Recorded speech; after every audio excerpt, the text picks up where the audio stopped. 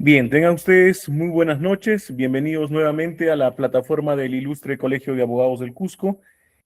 Estamos en lo que es el segundo curso multidisciplinario en Derecho, últimas modificatorias, evento que se viene realizando a través de la cooperación de diversas instituciones, el Club de la Abogacía, la Federación y también órganos que vienen desempeñando actividad académica para lo que es la orden profesional.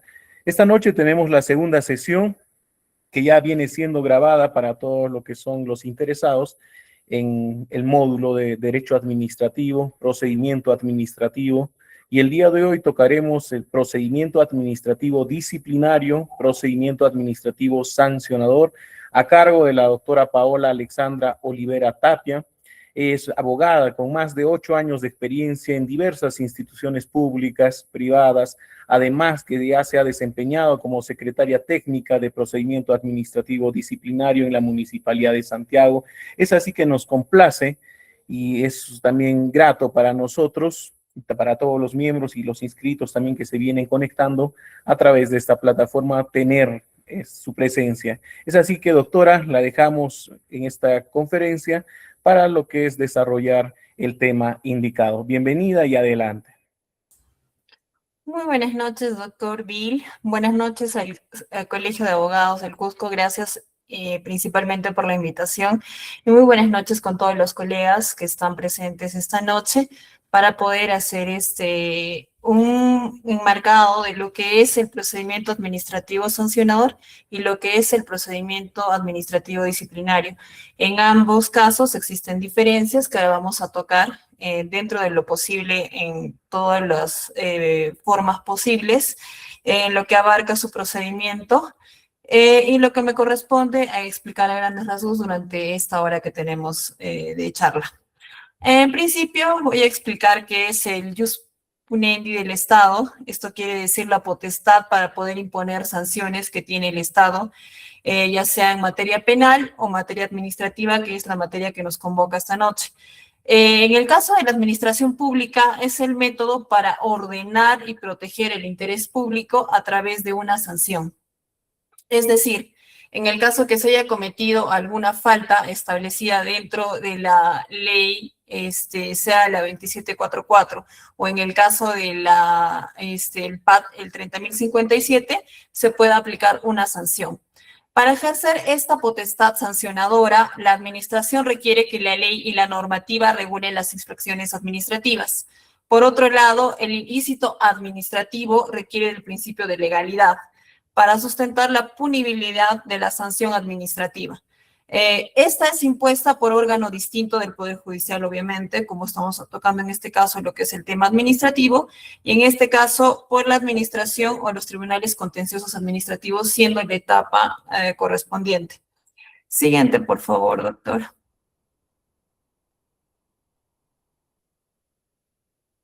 Gracias. En el artículo 235 del TUO de la ley 27444 tenemos: el procedimiento sancionador se inicia siempre de oficio, bien por propia iniciativa o como consecuencia de una orden superior o a petición motivada de otros órganos o entidades, o puede ser por denuncia en este caso, ¿no? Con anterioridad a la iniciación formal del procedimiento se podrán realizar actuaciones previas de investigación, temas de inspección, con el objeto de poder determinar con carácter preliminar si concurren circunstancias que justifiquen su iniciación. Decidida esta iniciación, el procedimiento sancionador, la autoridad instructora del procedimiento formula para que presente sus descargos por escrito en un plazo que no podrá ser inferior ni superior a los 5 días hábiles contados a partir de la fecha de la notificación. Bueno, para explicarles un poco esta parte del inicio del procedimiento administrativo sancionador. En principio, se puede dar inicio, como bien lo dice la normativa, de oficio por parte de la entidad, o bien puede ser por una denuncia de una persona externa, ¿no?, a la entidad. Ni bien se recibe esta denuncia o se va a hacer se va a iniciar el procedimiento de oficio, lo que se hace en principio es recabar toda la información, realizar las investigaciones previas, mandar documentos, recabar toda la información previa para ver si tenemos lugar a dar un inicio de un procedimiento administrativo sancionador. Y ya cuando se tiene esta etapa decidida para dar el inicio del procedimiento administrativo sancionador, la autoridad instructora del procedimiento, porque existen dos etapas, una parte es la parte instructiva y ya luego viene la etapa sancionadora. En este caso, en la etapa de la instrucción del procedimiento, se formula este inicio del procedimiento y se notifica al administrado para que éste pueda hacer los descargos correspondientes de manera escrita. Para lo cual, como bien establece la normativa, se establecen 5 días hábiles contados a partir de la fecha de la notificación válida al administrado para que éste pueda ejercer su derecho de defensa y evidentemente ejercer sus descargos correspondientes. Siguiente, por favor, doctor. Bueno, asimismo tenemos que vencido el plazo establecido y con el descargo o sin él, es decir, que el administrado puede o no presentar descargo, no es una obligación hacerlo, pero si presenta el descargo, este es evaluado, obviamente, para poder dar ya un informe final de instrucción. En este caso, como dice, vencido dicho plazo y con el respectivo descargo o sin él, la autoridad que instruye el procedimiento realizará de oficio todas las actuaciones necesarias para el examen de los hechos, recabando los datos e información que sean relevantes para determinar en su caso la existencia de responsabilidad susceptibles de sanción. En este caso, cuando ya se presenta el descargo por parte del administrado correspondiente a la imputación de los cargos respecto del procedimiento administrativo sancionador, este puede o no realizar sus descargos dentro del plazo establecido. Y según ello, también, según los descargos, si es que estos son presentados, ser evaluados por la autoridad instructora. Al terminar la recolección de pruebas, como dice acá, la autoridad instructora del procedimiento concluye determinando la existencia de una infracción y por ende la imposición de una sanción o la no existencia de una infracción que ocurriría obviamente en el archivamiento del procedimiento. La autoridad instructora formula un informe final de instrucción en el que se determina de manera motivada las conductas que se consideren probadas, constitutivas de infracción, la norma que prevé la imposición de sanción y la sanción propuesta o la declaración de no existencia de infracción según corresponda. Como les explicaba, no puede ser que presente o no presente sus descargos. En el caso de que los presente, estos son evaluados por la autoridad instructora, ¿no? En este caso, en la etapa de instrucción, para poder dar un informe final de instrucción y en el mismo indicar si corresponde o no corresponde y si corresponde dar el inicio de un procedimiento sancionador, cuál sería la sanción aplicable, ¿no? La recomendación de la misma, ¿no? Y obviamente esta debe ser motivada, debidamente motivada. Siguiente, por favor. Ahora, tenemos acá un pequeño cuadrito donde más o menos se explica cómo funciona el procedimiento administrativo sancionador, ¿no? Tenemos una fase instructora, que es la que les estaba explicando un momento, y la otra que es la fase sancionadora. Son dos etapas diferentes, ¿no? En la etapa de la fase instructora se inicia el procedimiento que evalúa la responsabilidad y el supuesto de sanción que se le debe aplicar, ¿no? O la posibilidad o la recomendación de la sanción que se le debe aplicar. Se notifica al administrado para que pueda dar su descargo y pueda ejercer su defensa. De encontrar responsabilidad, se le da o se hace un informe final de instrucción. Luego tenemos la fase sancionadora, donde ya se genera una resolución de sanción, se impone una sanción o se sobresee o archiva por inexistencia de infracción. Entonces tenemos que tener claro que en estas dos etapas hay una diferencia, ¿no? En la primera se da el tema de la investigación, se determina si se va a dar o no se va a dar el inicio del procedimiento, se notifica en los cargos al administrado para que éste pueda ejercer su derecho de defensa, se genera un informe final de instrucción con la respuesta o no del administrado de la notificación de cargos, y en la segunda parte se hace una evaluación para dar una sanción. Ahora, quiero también expresar que en el la parte de la fase sancionadora puede que se cambie o se aplique una sanción diferente a la propuesta. Es decir, en la parte instructora puede darse una propuesta de sanción respectiva de la falta cometida, ¿no? O infracción cometida. Sin embargo, en la fase sancionadora, para dar ya la última etapa y hacer la resolución de sanción, podría modificarse esta por el órgano sancionador, previa, obviamente, justificación del por qué se cambiaría la sanción que se ha propuesto en la etapa instructora. Siguiente, por favor. Bueno, tenemos los principios que son de suma importancia en el caso del procedimiento administrativo sancionador, ¿no? Como les mencionaba hace un momento, tenemos el tema de, por ejemplo, la legalidad. Según el principio de legalidad, solo la normativa con rango de ley le puede atribuir a las entidades esta potestad sancionadora, así como la tipificación de las sanciones, con la excepción que las sanciones no pueden disponer de la privación de la libertad. En este caso, el tema de la legalidad, bueno, es importante para que el administrado pueda ejercer, obviamente, su derecho de defensa también, y que se debe cumplir con todos los procedimientos y la normativa adecuada, ¿no? Que hay que evaluar. En cada institución existen normativas propias, especiales de cada institución, que se tiene que verificar o determinar en caso de el incumplimiento de infracción, o bueno, se haga, mejor dicho, o se cometa alguna de estas infracciones, y cada una tiene una tipificación a veces diferente, ¿no? Entonces, siempre hay que verificar que se cumpla con ello, así como la debida notificación, el tiempo establecido, que se le notifique de manera adecuada, y el administrado tenga la posibilidad de ejercer su derecho de defensa a partir de que él conozca los cargos que se le están imputando. Ahora tenemos el debido procedimiento. De acuerdo con el principio del debido procedimiento, el procedimiento debe ser tramitado respetando los derechos y garantías de su origen, que es el principio del debido proceso.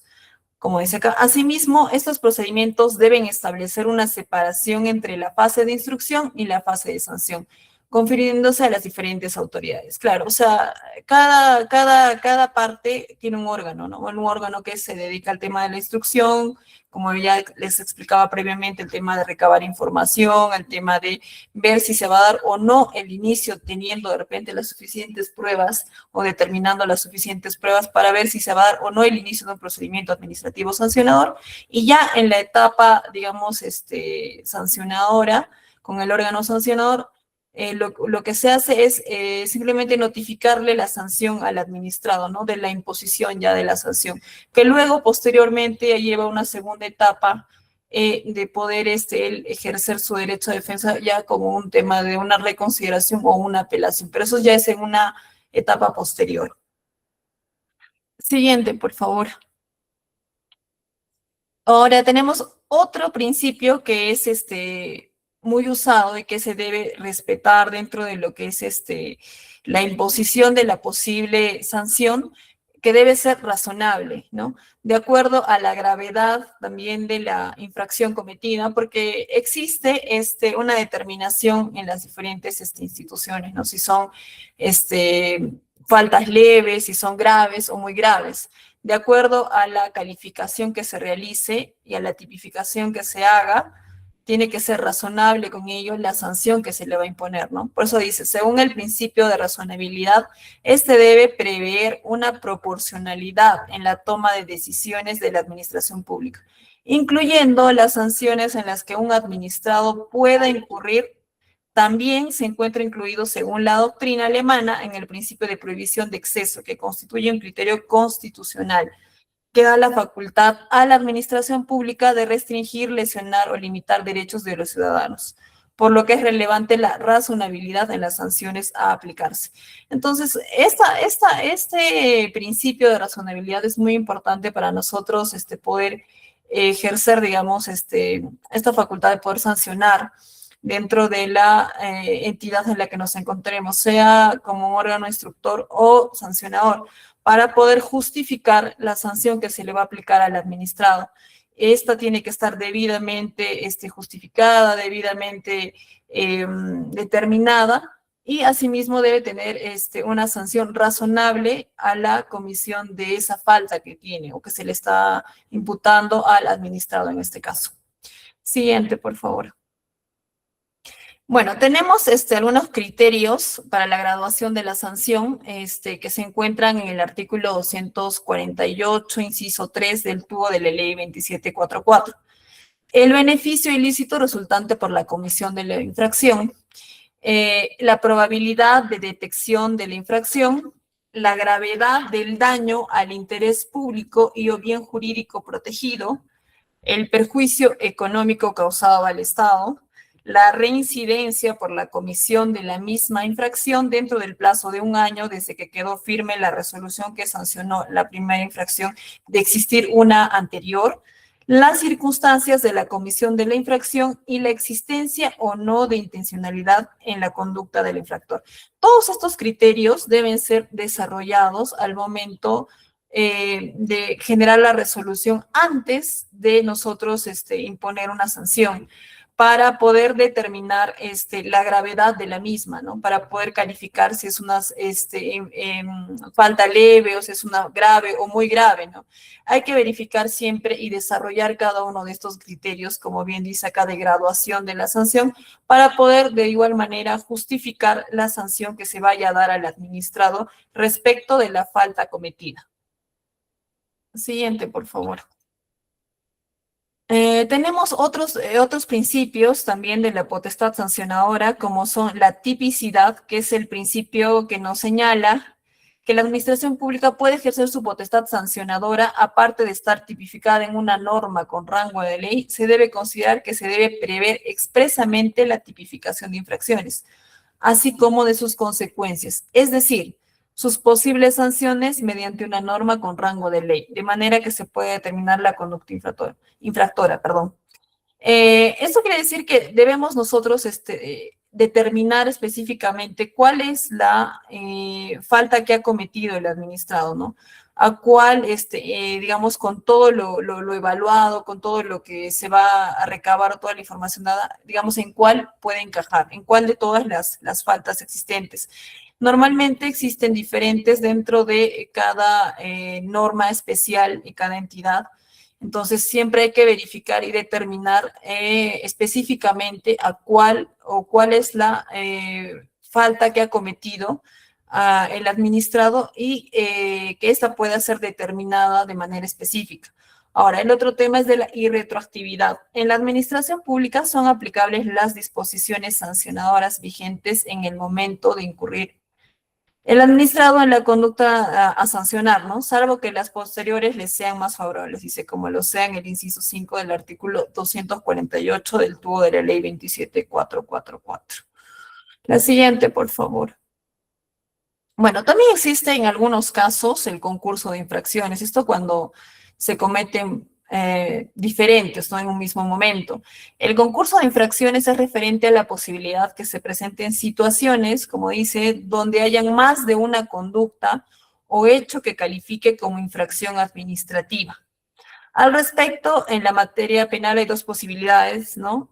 Como dice, la absorción de la pena, lo cual implica la elección de la pena más grave entre todas, o las que entren en juego a la vista de los delitos cometidos, o la exasperación o aspiración de la pena, que la cual implica escoger la más grave y además elevar o intensificar su contenido. En este caso tenemos que ver que puede aplicarse el tema del concurso de infracciones. Sí, dentro del tema administrativo existen situaciones en concreto donde se pueden dar la comisión de diversas infracciones y hay que ver de acuerdo al caso en particular cuál de estas se puede aplicar en el caso en particular, ¿no? Por eso se encuentra también como uno de los principios que nosotros tenemos que observar antes de poder realizar un informe final de instrucción o una resolución ya con la imposición de la sanción. Siguiente, por favor. Ahora, una parte muy importante es el tema de la prescripción del PAS, del procedimiento administrativo sancionador. Esta se encuentra tipificada en el artículo 252 de la ley 27444, el tubo de la ley del procedimiento administrativo general. En su inciso 252.1, la facultad de la autoridad para determinar la existencia de infracciones administrativas prescribirá a los 4 años, salvo los plazos que se tienen de manera especial en la normativa. Ahora, en este caso, miren, cada entidad en su normativa a veces establece de manera específica el plazo en el cual va a existir o se va a dar la prescripción de ese procedimiento administrativo sancionador, que pueden ser 2 años, 3 años, no lo sé. Pero si no existiera esta especificación de manera especial en la normativa específica, nos vamos a la general, que indica los 4 años, ¿no? El cómputo del plazo de prescripción de la facultad para determinar la existencia de infracciones comenzará a partir del día en que la infracción se hubiera cometido. En el caso de las infracciones instantáneas, existen tipos, ¿no? Hay infracciones instantáneas o infracciones instantáneas de efectos permanentes, desde el día en que se realizó la última acción constitutiva de la infracción, dice. En el caso de infracciones continuadas, o desde el día en que la acción cesó en el caso de las infracciones permanentes. Ahí tenemos estos 4 tipos, ¿no? Que son las instantáneas de efectos permanentes, las otras que son de acciones constitutivas de infracción o en el caso de infracciones continuadas o permanentes, ¿no? Tenemos que determinar en el caso de la comisión de las infracciones a cuáles de estos pertenecen. Son diferentes, porque por ejemplo, en el caso de las infracciones instantáneas, la primera podría ser, no lo sé, por ejemplo, que yo me pase una luz roja, ¿no? Al momento de manejar. Esa es una infracción instantánea que se comete en el momento, ¿no? Pero hay otras infracciones que son instantáneas de efectos permanentes. Por ejemplo, no lo sé, hacer una construcción de unas rejas que no están permitidas por la municipalidad, pero se quedan de manera, digamos, permanente ahí dentro de la casa o de mi casa, ¿no? Que afectan de repente a mis vecinos, ¿no? Entonces, esa es una infracción que se hizo en ese momento, pero que tiene efectos que son de manera permanente, ¿no? Estas se contabilizan desde el día en que se realizó la última acción constitutiva, estas de instantáneas de efectos permanentes. Es decir, para el tema de la prescripción se va a verificar que sea la última, el momento y la fecha en que se realizó la última acción constitutiva de esta infracción. Y en el caso de las continuadas son, digamos, pequeñas acciones que vienen siendo permanentes, que se van realizando de manera continua, ¿no? Que no tienen, digamos, un término de una sola realización. Por ejemplo, puede ser la venta de alcohol a menores de edad, por ejemplo, ¿no? Entonces, llevo realizando ese hecho, no sé, 3 años seguidos. Entonces, no importa, o 4 años seguidos, ¿no? Entonces, esto va a cesar el último momento que yo haya realizado esta infracción continuada, porque viene siendo realizado durante 4 años, ¿no? 4 años consecutivos.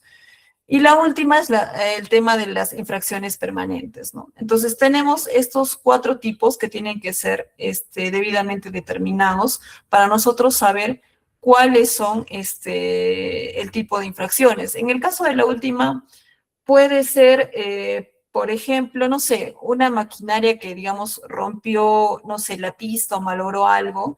Entonces, cometió una infracción, digamos, que se quedó de manera permanente, porque generó, no sé, un hueco, generó algún daño que se quedó de manera permanente. Entonces, hay que saber identificar, según la situación, a cuáles de estas infracciones corresponden las infracciones realizadas para poder aplicar también el tema de la prescripción, ya que de repente como funcionarios públicos o como trabajadores públicos, estamos también inmersos en el tema de que si tenemos a cargo unos de estos procedimientos para poder hacer un PAS y no se realiza a tiempo y prescribe con nosotros, seamos también susceptibles de poder nosotros tener un PAD, ¿no? Que se nos aperture un procedimiento administrativo disciplinario por el incumplimiento de funciones, ¿no? Entonces, o negligencia en el cumplimiento de funciones. Entonces, hay que saber determinar el tiempo en el que se debe realizar para que estos procedimientos no puedan prescribir. Siguiente, por favor. Ahora, tenemos el tema de la caducidad en el PAS. A ver, dice, conforme a la doctrina española, la caducidad es aquella institución jurídica que de producirse por el mero transcurso del tiempo, inhabilita legalmente a la autoridad administrativa para proseguir con el procedimiento administrativo sancionador iniciado, sin importar la etapa en que se encuentre, o para exigir la sanción decidida, pero no notificada oportunamente. En ese sentido, la caducidad constituye una figura jurídica que determina el tiempo máximo dentro del cual se debe instruir y resolver, que incluye notificar un procedimiento sancionador. Es decir, que la caducidad opera desde la notificación de cargos al administrado. Ahora sí, hay diferencias porque en el tema de la prescripción, cuando un procedimiento administrativo sancionador prescribe, el Estado ya no tiene la posibilidad de ejercer esa medida coercitiva, ¿no?, contra el administrado. En el caso de la caducidad, no. La caducidad cuenta a partir de cuando se hace el inicio del procedimiento sancionador y se notifica al administrado. Tiene que estar debidamente notificado. A partir del día siguiente, cuenta el plazo de caducidad, que son los 9 meses, para poder hacer la resolución del procedimiento, ¿no? O sea, resolver de manera definitiva y sancionar. De no realizarse esta sanción en ese plazo, o de no notificarse la sanción del procedimiento en estos 9 meses, el procedimiento obviamente queda caduco en esos 9 meses. Y siendo así, bueno, ¿es posible volver a hacer un inicio de procedimiento? Sí, se puede volver a iniciar después de que quede en caducidad. Sin embargo, la caducidad también genera una responsabilidad que puede generar un procedimiento administrativo disciplinario en el funcionario o la persona que se encuentre dentro como funcionario público a cargo de estos procedimientos, ¿no? Ahora dice, dicho planteamiento doctrinal se positivizó en el artículo 237A. La caducidad del procedimiento sancionador, que se encuentra en el LPAG, establece como tiempo para la conducción de los procedimientos sancionadores el plazo de 9 meses. Bueno, con una ampliación de 3 meses excepcionales, pero eso cuando se va a hacer el pedido de la ampliación debe ser debidamente justificada, ya que posiblemente cuando llegues a una etapa de sanción, exista una apelación y vean el recorrido del procedimiento, esta debe ser debidamente justificada. ¿Por qué ampliaste esos 3 meses más, no? Tendría que estar debidamente justificado. Normalmente dicen por casos complejos, pero eso debe ser debidamente justificado, ¿no? Vencido dicho término, sin emitirse pronunciamiento debidamente notificado, opera la caducidad. Consecuentemente, corresponde archivar el procedimiento sancionador en trámite, el cual puede darse otra vez el inicio del procedimiento, como les explicaba, hasta, obviamente, el tiempo máximo de la prescripción. No olvidemos esto, que como les mencionaba, existen en algunos casos plazos menores a los 4 años, según la normativa de cada institución, la normativa especial, ¿no? De otro lado, cabe señalar que de ninguna manera, como dice acá, debe confundirse la caducidad con la prescripción, por cuanto, si bien ambas instituciones forman parte del derecho administrativo sancionador, aquellas operan en ámbitos distintos. La primera incide sobre el procedimiento administrativo sancionador, el tiempo de duración del mismo, en el caso de la caducidad, y la segunda afecta a la misma potestad sancionadora. Es decir, que con la prescripción ya no tenemos esa potestad, o el Estado pierde esa potestad de hacer o de ejercer la sanción o la parte coercitiva, ¿no?, en cuanto al administrado. Siguiente, por favor. Ahora, tenemos lo que es el procedimiento administrativo disciplinario. Siguiente, por favor. Ya, tenemos acá un pequeño cuadrito para explicarles más o menos cómo funciona la etapa del procedimiento administrativo disciplinario. Tenemos una fase instructiva y una fase sancionadora también. En la fase instructiva se da con la investigación preliminar y el inicio del PAP, y la fase sancionadora con el informe del instructor y la sanción o el archivamiento. Bueno, para explicarles un poco más, en la fase instructiva ingresa primeramente, antes de todo esto, el secretario técnico PAT, ¿no?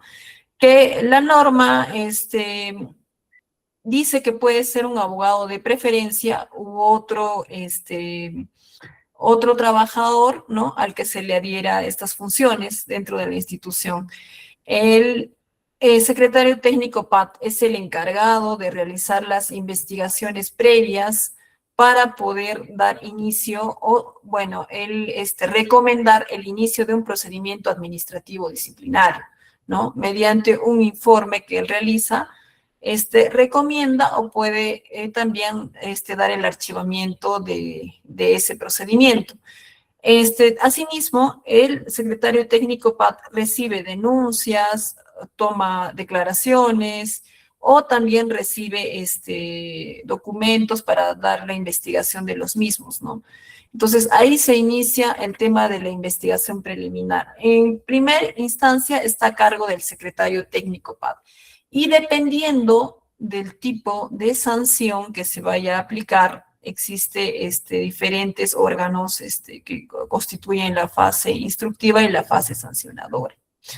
La prescripción para el inicio del PAD, tal como lo menciona la ley 30.057, es de 3 años de cometida la infracción. Ya, esa es en la parte general, ¿no? Y 1 año después de conocida la infracción por el jefe de recursos humanos.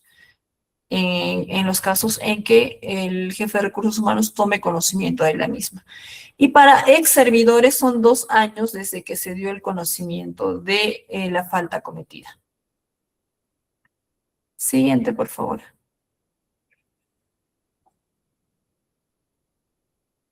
A ver, tenemos acá un par de apuntes sobre lo que debemos saber sobre el procedimiento administrativo disciplinario. El reglamento de la Ley del Servicio Civil, aprobado por el Decreto Supremo 040-2014 PCM, estableció en la 11ª disposición complementaria transitoria que el título correspondiente al régimen disciplinario y procedimiento sancionador que entró en vigencia el 14 de septiembre del 2014 es de aplicación para los regímenes laborales 728, 276 y 1057. Esto quiere decir que este tema del procedimiento administrativo disciplinario acarrea a estas tres decretos legislativos, ¿no? A estas 3 formas de contratación de personal. Sin embargo, no acarrea el tema de locación de servicios. Un locador de servicios no está inmerso dentro de los alcances de lo que es un procedimiento administrativo disciplinario. Para su implementación se cuenta con la Directiva 002-2015 Servir, que habla sobre el régimen disciplinario y el procedimiento sancionador de la Ley 30.057, de la Ley del Servicio Civil, en el cual se detalló el procedimiento administrativo disciplinario, que es en adelante lo que conocemos como PAD, aplicable ante la aplicación del reglamento de la Ley del Servir. Siguiente, por favor. Bueno, tenemos acá un detallado de las faltas disciplinarias que encontramos en el artículo 85 de la Ley 30.057, ¿no? Este es de manera general. Tenemos el tema, por ejemplo, el incumplimiento de las normas establecidas en la presente ley y su reglamento, obviamente, la reiterada resistencia al cumplimiento de las órdenes de sus superiores relacionadas con sus labores, el incurrir en un acto de violencia grave, indisciplina, faltamiento de palabra, en agravio de su superior, del personal jerárquico o de los compañeros de labor, la negligencia en el desempeño de funciones, el impedir el funcionamiento del servicio público, la utilización o disposición de los bienes de la entidad pública en beneficio propio o de terceros, la concurrencia al trabajo en estado de embriaguez o bajo la influencia de drogas o sustancias o estupefacientes, el abuso de autoridad o el uso de funciones con fines de lucro, el causar deliberadamente daños materiales en los locales, instalaciones, obras, maquinarias, instrumentos, documentación y demás bienes de propiedad de la entidad o en posesión de esta. Siguiente, por favor. Las ausencias injustificadas por más de 3 días consecutivos o por más de 5 días no consecutivos en un periodo de 30 días calendarios o más de 15 días no consecutivos en un periodo de 180 días calendarios. Me quiero detener un poco en este tema de las ausencias injustificadas. Al momento de nosotros tipificar en esta falta, siempre hay que verificar bien el tema de los tiempos, ¿no? Porque acá, por ejemplo, menciona, ¿no? Por más de 3 días consecutivos o por más de 5 días consecutivos en un periodo de 30 días. Hay que verificar siempre los periodos y los tiempos para que estos queden bien determinados y marcados al momento de hacer nuestra justificación para poder hacer la tipificación de la misma y aplicar la sanción, ya que al momento muchas veces de la apelación que se realiza por parte de los funcionarios o exfuncionarios o los servidores civiles, estos procedimientos se caen muchas veces y retornan porque no existe una adecuada tipificación, porque no existe una adecuada determinación a veces de los días o los periodos consecutivos. Entonces es necesario siempre hacer unos cuadritos, una determinación de cuántos son los días que ha faltado, los periodos en los que encaja, sean los de 30 días o en los de 15 días, y determinar con los debidos, con las debidas documentaciones, ¿no? De repente, no sé, las reiteradas faltas que tiene, qué es lo que se puede pedir, ¿no? De repente el escalafón de la entidad. Hay que tener toda la documentación adecuada para poder justificar la tipificación que se está haciendo.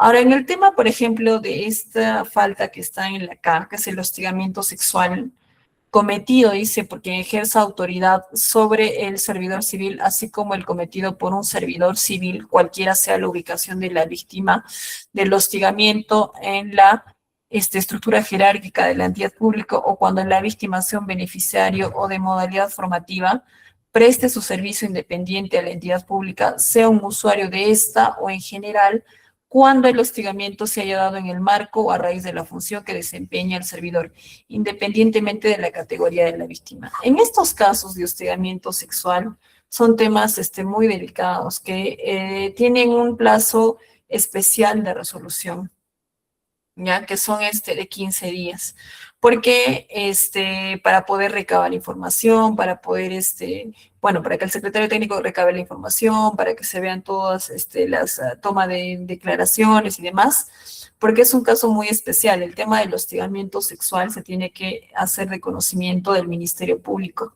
porque a la vez que es una falta disciplinaria a nivel administrativo, es un delito.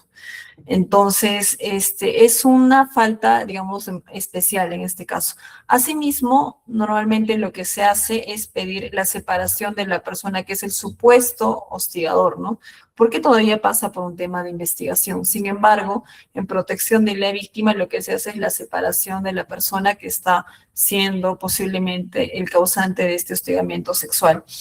Bueno, y ahora tenemos otras faltas como son realizar actividades de proselitismo político durante la jornada laboral o a través del uso de sus funciones o recursos de la entidad pública, discriminación por razón de origen, raza, sexo, idioma, religión, opinión u otro, el incumplimiento injustificado del horario y la jornada de trabajo, que eso también debe ser debidamente determinado con bueno, cuando normalmente pican a veces con el picador, siempre piden a recursos humanos la determinación de la lista, del horario, del ingreso, de salida. Hay que debidamente ser justificado antes de hacer la aplicación de la tipificación y posteriormente la sanción.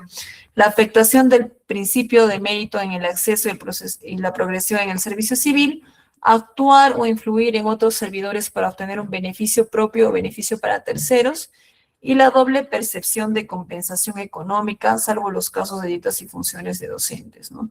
Entonces, esto, por ejemplo, este último nosotros conocemos perfectamente que está prohibido la doble percepción de los servidores públicos por parte de dos entidades diferentes del Estado, ¿no? Eso no está permitido. Y salvo que ejerzan la función de docente, bueno, o sea, un regidor y perciba un tema de dietas, ¿no? Que debe estar debidamente justificado y determinado también. Siguiente, por favor. Ahora, tenemos fases y procesos del PAT. El actual modelo del procedimiento disciplinario se define principalmente por la fase instructiva y la fase sancionadora que les mostraba unos minutos antes. No obstante, previamente se debe contar con la precalificación de la falta ante alguna denuncia o descubrimiento de un supuesto de falta estipulado en el reglamento interno de la entidad. Este informe de precalificación lo hace el secretario técnico PAG, donde él no interviene como órgano instructor ni sancionador. él es parte, ¿no?, de este procedimiento, recomendando la posible sanción y realizando la tipificación de la falta y, bueno, reuniendo todos los medios probatorios que puede para poder justificar su informe. O también puede dar el sobreseimiento o el archivamiento del procedimiento de no encontrar mayores argumentos, ¿no?, para poder dar una recomendación de inicio de procedimiento administrativo disciplinario. Siguiente, por favor. A ver, tenemos acá la precalificación e investigación previa. El secretario técnico del PAT es quien presta apoyo a las autoridades instructivas y sancionadoras durante el proceso, sino que previo al inicio de esta fase debe precalificar la falta cometida, además de investigar los hechos para establecer la gravedad de la falta. A ver, estas dos cosas son funciones del secretario técnico. Primero, presta apoyo a las autoridades, sea la autoridad de instrucción y sea la autoridad de sanción, o a ambas dentro de la etapa que corresponda, y asimismo se encarga de investigar, como les he dicho, recaba hechos, o puede solicitar información a las diferentes oficinas, y también puede citar para declaraciones, ¿no? Y mediante un informe de precalificación, el secretario enrumbará la investigación adjuntando medios probatorios y propondrá la sanción correspondiente, como ya les había explicado. Ahora, acá tenemos un pequeño cuadrito que establece las 3 sanciones que existen dentro de el tema del PAT. Hay una amonestación verbal, pero esa no la vamos a tocar porque no conlleva todo este tema de los órganos. Simplemente desde la amonestación escrita, la suspensión y la destitución, que es la más grave. En el tema de la amonestación escrita, esta pasa por un órgano instructor que debe ser el jefe inmediato de la persona a la que se le está iniciando el PAT, ¿no? Y sanciona también el jefe inmediato. Pasa por un tema de que es un órgano instructor y sancionador. Y lo va a oficializar el jefe de recursos humanos o quien haga sus veces en este caso.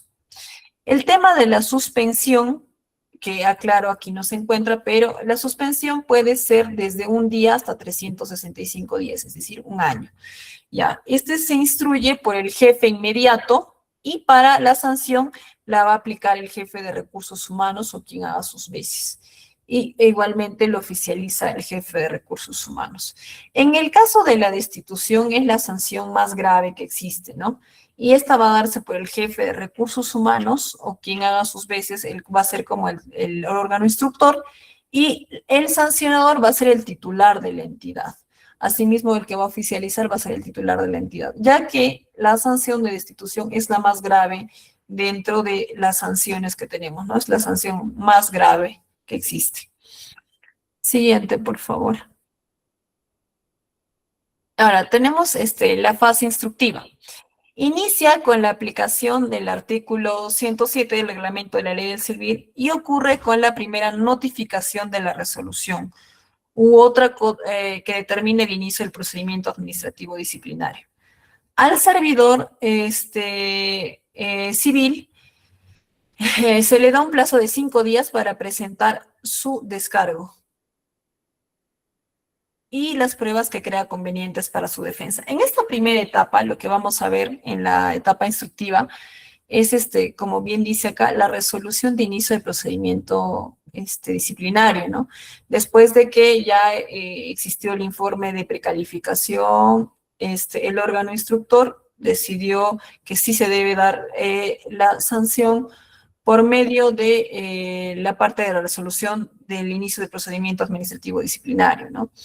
En este caso se le notifica debidamente y se le otorga 5 días para presentar su descargo y las pruebas que vea por convenientes. Ahora, acá no lo menciona, pero el administrado puede pedir 5 días más de prórroga en el caso que los necesite para reunir los medios de prueba o para presentar su descargo correspondiente, ¿no?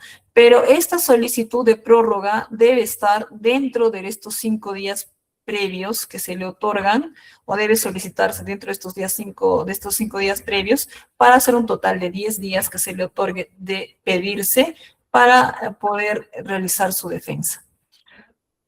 Ahora tenemos la fase instructiva, según la norma, debe corresponder con un órgano instructor, el cual realiza todas las actuaciones conducentes a la determinación de la responsabilidad administrativa disciplinaria.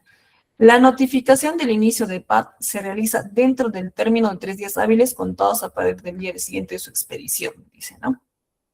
Acá tenemos un pequeño cuadrito que es el acto de inicio, 3 días hábiles, notificación del servidor, 5 días hábiles al descargo del servidor y el instructor remite el informe final sancionador. Entonces, este informe final del instructor lo remite al órgano sancionador, ¿no? Después de haber recibido los descargos del servidor, bueno, con o sin su descargo, pero lo que normalmente se espera es que pueda realizar su descargo como medio de defensa, ¿no? Para esto, obviamente, como les precisaba, debe estar debidamente notificado, debidamente recibido, y también si ellos pueden pedir la prórroga por 5 días más como máximo a los 5 días que se le otorga para poder hacer sus descargos correspondientes. Siguiente, por favor. Y luego tenemos la última fase, que es la fase sancionadora, ¿no? En esta fase se encuentra a cargo del órgano sancionador y comprende desde la recepción del informe final del órgano instructor hasta la emisión de la comunicación que determina la imposición de la sanción, dice, o que determina la declaración de no lugar, disponiendo en este último caso el archivamiento del procedimiento. Ahora, puede ser que el órgano sancionador decida cambiar la sanción impuesta o recomendada por el órgano instructor, ¿no? Hasta su informe final, pero nunca puede ser por una sanción mayor, tiene que ser siempre por una menor, debidamente justificada, ¿no? Debidamente justificada la razón de por qué se va a hacer el cambio, digamos, de la sanción propuesta. El órgano sancionador debe emitir la comunicación pronunciándose sobre la comisión de la infracción imputada al servidor civil dentro de los 10 días hábiles siguientes de haber recibido el informe final del órgano instructor. Prorrogable hasta por otros 10 días hábiles debiendo sustentar su decisión. Esto es cuando son casos un poco complejos, pero eso tiene que ser igualmente sustentado, ¿no? Cuando piden una prórroga para la emisión de la resolución de sanción disciplinaria final, ¿no? Con 10 días más. Una vez que el órgano sancionador reciba el informe del órgano instructor, comunicará tal hecho al servidor o ex servidor en un plazo de 2 días hábiles, dice, ¿no? A efecto de que éste pueda, de considerar lo necesario, solicitar un informe oral ante el órgano sancionador. Esto es como por última instancia, ¿no?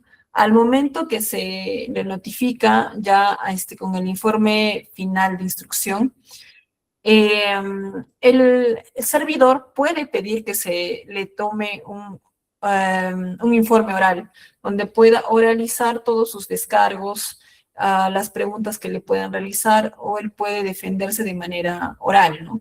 Entonces, esto es a petición del servidor civil, si lo desea o si no también, ¿no?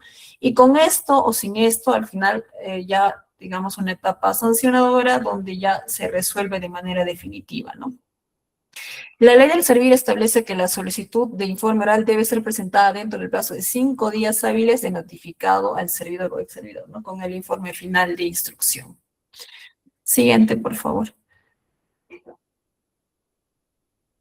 Y ya. Y acá tenemos un cuadrito también de lo que es la fase sancionadora, donde dice, el órgano sancionador recibe el informe del órgano, ¿no? Ahí tenemos 2 días hábiles. ¿Por qué con el informe final de instrucción se inicia la etapa sancionadora?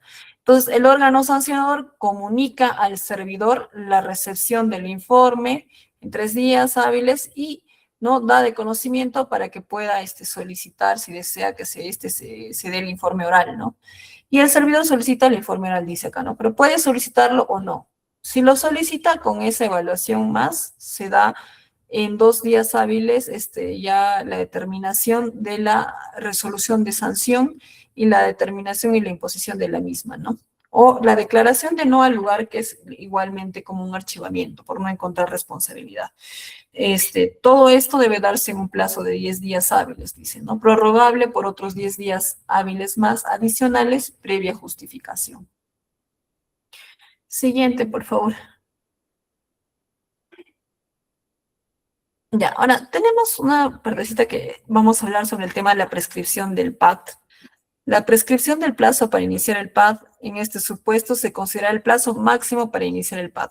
que asume el inicio del cómputo de la prescripción desde el momento que se tomó conocimiento de la comisión de los hechos. Por este supuesto, la ley determinó que la prescripción sucede al culminar un año. Es un año desde que el jefe de recursos humanos toma conocimiento. Puede ser que el secretario técnico ponga en su conocimiento mediante un documento todos los hechos, ¿no?, que vea por convenientes para la investigación correspondiente, ¿no? Entonces, desde que toma conocimiento el jefe de recursos humanos, es un año para poder hacer la resolución del procedimiento. Sin embargo, si el jefe de recursos humanos no toma conocimiento, son 3 años desde la comisión de la falta. El reglamento de la ley del servir también aclaró que para el caso de los ex servidores, el plazo de prescripción es de 2 años calendario, computados desde que la entidad conoció de la comisión de la infracción. Siguiente, por favor. Ahora, bueno, como última parte tenemos la impugnación de la falta, ¿no? Nosotros sabemos que existe la apelación. Esta debe darse ante el Tribunal del Servicio Civil y para esto tenemos pues 15 días desde la notificación de la resolución de sanción de la falta disciplinaria. Este supuesto explica que la apelación procederá cuando existan diferentes interpretaciones de las pruebas producidas, se trate de cuestiones de puro derecho o se cuenten con nueva prueba instrumental. El Tribunal del Servicio Civil es el órgano integrante del servir que tiene como objetivo resolver como la última instancia las apelaciones de los servidores en el marco de las controversias, específicamente sobre reglas en el acceso al servicio civil, evaluación, progresión de la carrera, régimen disciplinario, que es el que nos acoge esta noche, y terminación de la relación de trabajo. El tribunal está habilitado a recibir las apelaciones de todas las personas naturales al servicio del Estado bajo cualquier modalidad contractual, laboral o administrativa. Siempre hay que verificar el tema de los plazos para poder realizar la impugnación en el plazo establecido. Como les mencionaba, se tienen 15 días para poder presentar el tema de la apelación ante el Tribunal del Servicio Civil. Ahora, esto no está aquí, pero la manera de cómo se realiza es: el servidor presenta la apelación ante el jefe de recursos humanos de la entidad, ¿no? Y el jefe de recursos humanos es el que debe elevar esta impugnación ante el Tribunal del Servicio Civil. Él es el encargado y el responsable de hacer la elevación de esta impugnación de esta falta. Siguiente, por favor. Bueno, el proceso y tiempo de prescripción del PAD, ¿no? Ahí como tenemos denuncia y reporte dirigido a, ahí tenemos, ¿no? Oficina de Recursos Humanos remite la denuncia a la Secretaría Técnica PAD. El plazo prescribe 1 año desde que se toma por conocido la falta cometida. Remitir la denuncia a la oficina acá diciendo, el secretario técnico puede remitir la denuncia al jefe de Recursos Humanos, con lo cual prescribe 1 año desde la toma de conocimiento. Y de no remitir la denuncia, prescribe a los 3 años. Es lo que ya les explicaba hace un momentito, ¿no? O lo otro, el jefe de recursos humanos remite la denuncia a la Secretaría Técnica PAD, es decir, el jefe de recursos humanos recibe primero la denuncia y luego la remite al secretario técnico, con lo cual ya estaría tomando el conocimiento, y si es que no toma conocimiento, el secretario técnico puede hacerlo, ¿no? Remitir la denuncia a el jefe de recursos humanos para que tome conocimiento, y si no se hace ninguno de estos casos, prescribe a los 3 años desde la fecha cometida de la falta. Siguiente, por favor. Bueno, eso es todo a grandes rasgos. Les agradezco mucho por su tiempo. Lo último que les quería de repente dar como un aporte, aparte de lo que ya se había expuesto, es en el momento de nosotros realizar la apelación y de ser el caso que el Tribunal del Servicio Civil nos da la razón, normalmente lo que hace es retrotraer el procedimiento hasta antes del inicio del procedimiento, o sea, a la etapa de precalificación del secretario técnico PAD en este caso. Entonces, siempre hay que contabilizar las fechas para que este procedimiento no prescriba, ¿no? Como ya les mencionaba, a veces se tiene 1 año o a veces 3 años, dependiendo de si tomó o no conocimiento el jefe de recursos humanos. Entonces, hay que verificar siempre los plazos que nos quedan después de haber hecho el primer inicio del procedimiento PAD, hasta que el tribunal hizo o bueno, lo retrotrajo el procedimiento y cuánto tiempo nos queda antes de que se dé la prescripción. Porque si este procedimiento ya prescribe, va a ser una responsabilidad y va a acarrear de repente que se pueda iniciar un procedimiento disciplinario en contra de los funcionarios o en contra del secretario técnico que estuvo a cargo de ese procedimiento. Así que bueno, eso sería todo esta noche. Les agradezco mucho por la atención a todos ustedes. Gracias. Muchas gracias, estimada doctora. Bueno, si hubiera alguna pregunta también, por interno no las hacen, pero acá está levantando la mano Brian. Brian, si tuvieras, antes de finalizar también esta sesión de la doctora Paola. Sí, por Adelante. favor, ¿se me escucha? Sí, sí, adelante. Buenas noches, muchas gracias, doctora Paola. Muy ilustrativo. Quisiera hacerle una pregunta, bueno, en realidad tres, si es que me permite el tiempo, pero primero quisiera comenzar por una duda que tengo. ¿Cómo sería si en el caso, por decir, existe una prescripción de la prescripción, ¿no? Supongo que lo habrá visto. Si es que existe, por ejemplo, una primera falta que se ha cometido en el 2020. Esta ha tomado conocimiento e inicia, ha tomado conocimiento la Oficina de Recursos Humanos e inicia el PAD el 2021. Entonces, si esta ha prescrito ya a través del año, en el 2022, y ya de oficio la máxima entidad administrativa ha declarado la prescripción y el deslinde de responsabilidades, y ahora, este deslinde de responsabilidades que yo supongo, ¿no? Digamos del órgano instructor que ha dejado que prescriba la primera falta, sería el año que ha prescrito la primera falta. En ese sentido, para el deslinde de responsabilidades que ha sucedido, por ejemplo, en el 2022, se tiene 3 años, ¿no? O desde conocido, la Oficina de Recursos Humanos, un año que sería en el 2023, pero contando los 3 años sería en el 2025. Estando actualmente en el 2026, existe otra prescripción del órgano instructor que ha dejado que prescriba la primera falta. En ese sentido, doctora, ¿cuál sería el debido proceso que se debería hacer en este caso? ¿Una prescripción de la prescripción? ¿O qué sería lo adecuado, no? Porque, por ejemplo, yo veía que mm, si declaro un no al lugar, por ejemplo, de esto para poder archivarlo, no tendría mucho sentido porque serían más los elementos de convicción y otros.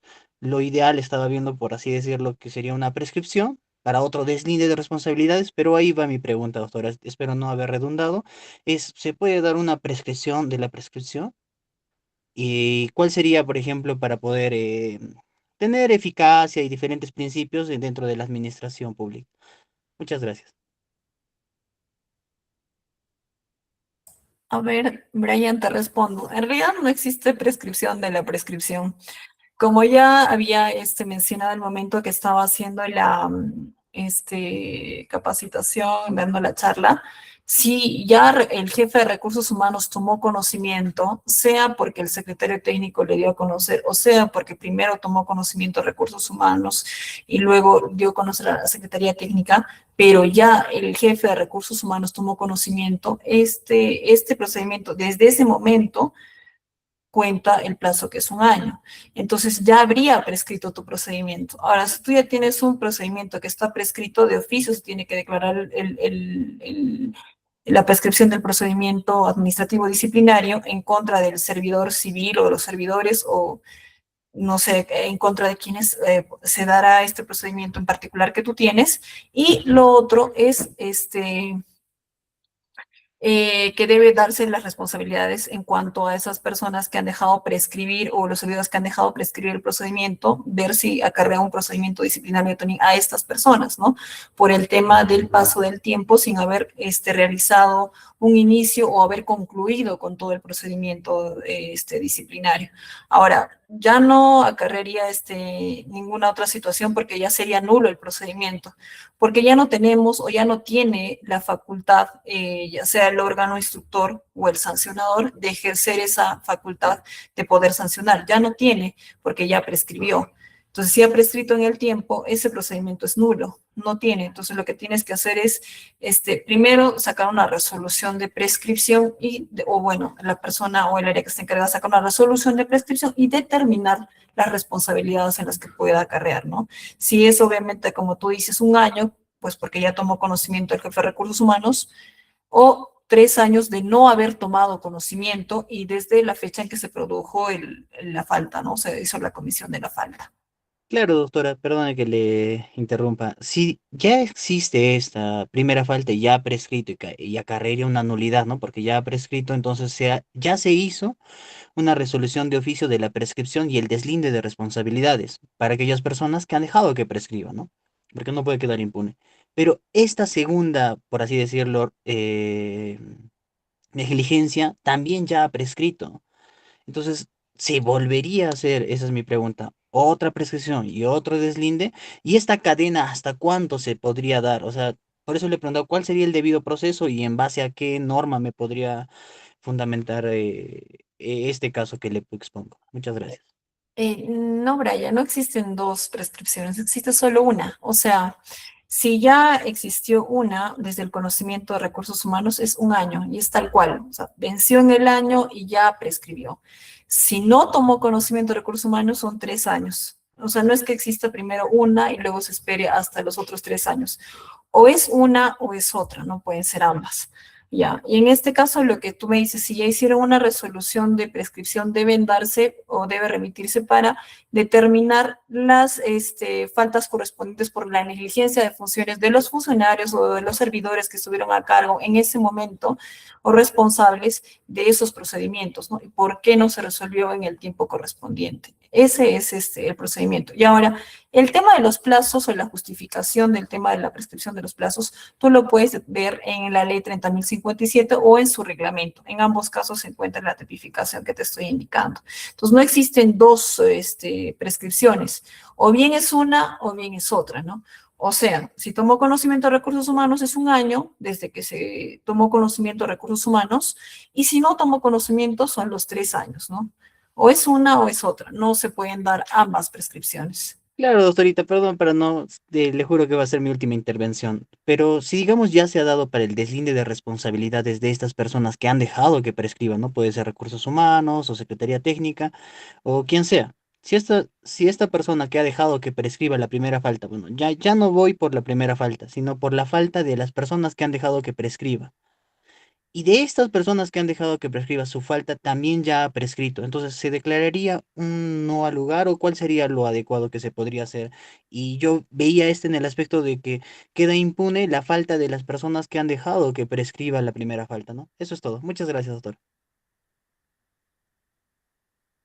A ver, tendrías que verificar el tema de los tiempos, ¿ya? O sea, si hay un procedimiento que, digamos, estaba a cargo de un secretario técnico en ese momento y prescribió en el tiempo en el que él estaba a cargo, tienes que ver si esto lo tenía de conocimiento o desde cuándo lo tenía. Tienes que hacer un tema de temporalidad y verificar si todavía se encuentra determinado para poner, o en todo caso tú hacer, no sé si tú eres el secretario técnico a cargo, por ejemplo, no sé, de otro secretario que te dejó, digamos, la carga anterior, que hay expedientes prescritos, un informe con los que ya han prescrito y determinando esto a conocimiento del jefe de recursos humanos. Siendo así, habría que verificar los años y el plazo desde cuándo para ver si aún tiene la capacidad o si todavía se puede dar el tema de realizar los procedimientos administrativos disciplinarios a los funcionarios o a la persona que estuvo a cargo en ese momento. Tienes que ver el tema de la temporalidad y verificar eso para poder aplicar el tema de la sanción o la posible sanción disciplinaria. Por el tema, en este caso, sería de negligencia de funciones, creo yo, según lo que te estoy entendiendo, según el caso que me estás precisando. Bien, muchas gracias, estimada doctora. Creo que ha quedado claro también la aclaración, ¿no? De una falta también de los funcionarios que no tomarían adecuadamente o en el plazo indicado por la norma, porque esto pasa, incluso la Corte Suprema indica de que algunos funcionarios tenga que encontrarse la responsabilidad, pero cuando regresa de la Suprema ya han pasado muchos años y ahí creo que era la pregunta también, ¿no? Efectivamente nos crea algunos supuestos que efectivamente van a ser materia incluso hasta de una tesis podría generarse de esta situación.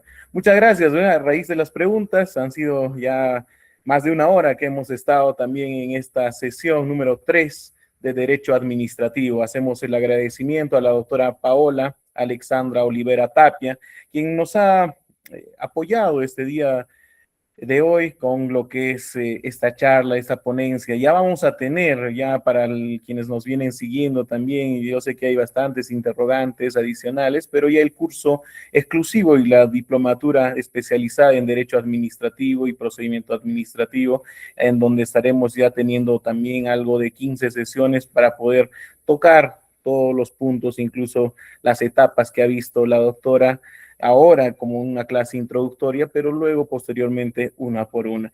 Estimada doctora, nuestro decano ha emitido la resolución 358-2026, Ilustre Colegio de Abogados del Cusco, que en la parte resolutiva, para ya tener también la consideración debida, que el artículo primero resuelve expresar el saludo, la felicitación correspondiente a la doctora Paola Alexandra Oliveira Tapia, quien ha desempeñado la labor de docente en lo que es el segundo curso multidisciplinario en Derecho, últimas modificatorias, sesión número 3, procedimiento administrativo disciplinario, procedimiento administrativo sancionador.